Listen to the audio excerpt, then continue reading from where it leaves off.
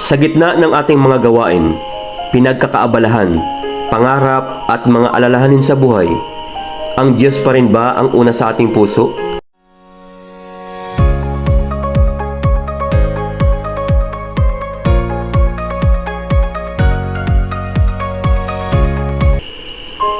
Deuteronomy chapter 6 verse 5. At iyong iibigin ang Panginoon mong Diyos ng iyong buong puso at ng iyong buong kaluluwa at ng iyong buong lakas.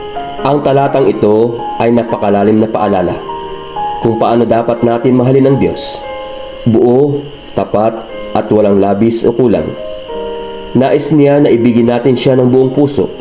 Siya dapat ang una sa ating buhay, higit pa sa trabaho, pera o kahit sa mga taong mahal natin. Ang ating puso ay dapat puno ng pag-ibig, tiwala at katapatan sa Kanya. Ibigin natin siya ng buong kaluluwa o buong pagkatao, sa isip, sa damdamin at desisyon. Nais ng Diyos na unahin natin siya sa bawat aspeto ng buhay. Hindi lang siya bahagi ng ating pagsamba, kundi siya ang sentro ng bawat araw natin. Ibigin natin siya ng buong lakas sa pamamagitan ng tamang paggamit ng ating mga oras, talento at kakayahan para sa Kanyang kaluwalhatian.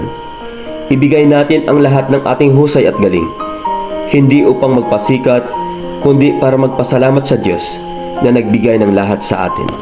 Sa panahon ngayon, napakadaling maubos at maagaw ang ating atensyon sa trabaho, gadgets at problema.